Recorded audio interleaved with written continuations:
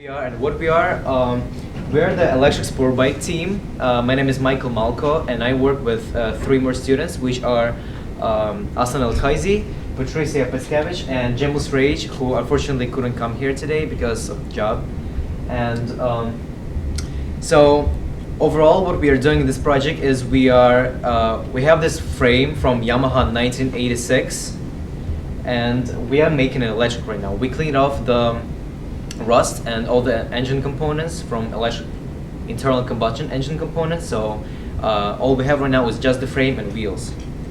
And during summer one, what we have been working on is design of the motorcycle. What you see right now is the 3D design of the, it's like very good approximation of the frame that we actually have today. And so for the electric motorcycle, in order for it to function for any electric vehicle, we need five major components. They are first, brushless direct current motor. That's the type of motor we use in our system because it's the most efficient electric motor so far. We're gonna use 20 kilowatt option because it's gonna be able to push the motorcycle to 60 miles an hour to be able to move on the highways. Then the next major component is the controller, which you can see over here. The controller is required to program the motor and regulate the speed of how fast it's gonna go and how much torque it's gonna provide. Third component is gonna be the batteries.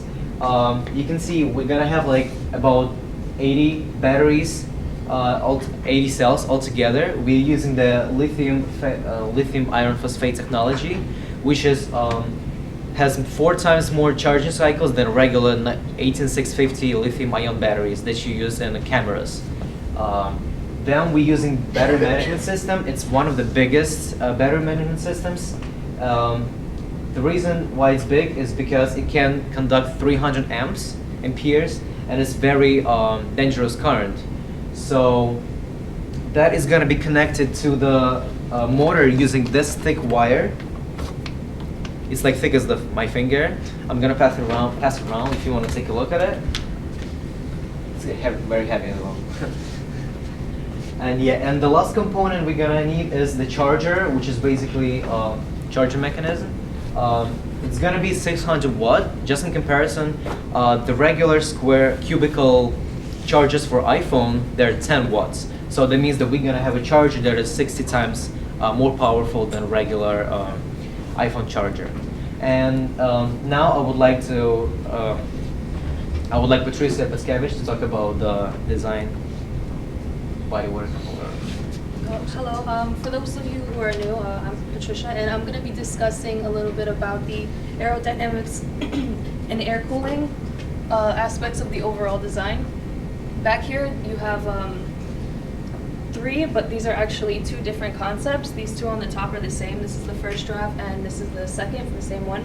And on the bottom right here is one of the alternative concepts, but we didn't go with this one because it was very similar to an already existing bike close to the Gixxer, and also it's a little too geometrical for us to work with.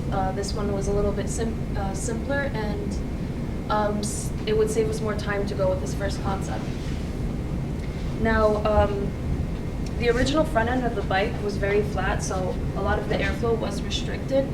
And can you flip this way? Now, our new concept has allows for better aerodynamics due to the front. It's okay. Due to the front fender and the top fender. There's also going to be a half-inch gap in between the side of the front. And this is where the air is going to come in and cool down the inner components of the vehicle. Comfort is also very important for any motorcyclist, so we took that into consideration, and we lowered the back seat a little, I think a couple of inches. Now, the seat was also designed in such a way that there would be a cushion for anybody sitting on it, where no metal or anything would be touching your leg. And also, as you can see here, the entire front end is open, and these slots are placed so no large debris can get in, and there's also going to be a metal wired mesh in the back, preventing any minor debris from coming in and destroying anything, like any of the internal compounds. So now that you guys know what our concept looks like, I'd like to pass it over to Uslan where he can explain more about our plant. Okay, hello everyone. My name is Elqaisi, and for those who don't know, I'm the Vice President of Organization of the STEM Student Union, and today I'm going to be talking about the current goals and our future objectives for this project. So as Misha went over a minute ago, he went over some of the major components of our motorcycle. These components are currently being brought in the mail, and we're still waiting on them. And a goal we have for the summer is to have the major components laid out in the way that is over here. That would be best case scenario. But we expect that once everything does arrive, we're going to have to tweak it and move some things around. It just might not fit in the dimensions of the frame. So in the meantime, while we're waiting for all these major components to come in the mail, we're going to be focusing on the aesthetics of the bikes. We're going to be focusing on the actual bodywork of the bike. So right now, our goal, as of just Monday, we're going to be creating the bodywork out of cardboard. The reason we're going with cardboard is because we want to make sure that we can tweak and design everything efficiently without actually having to 3D print or order any plastic or carbon fiber material. That's going to be a lot harder to work with.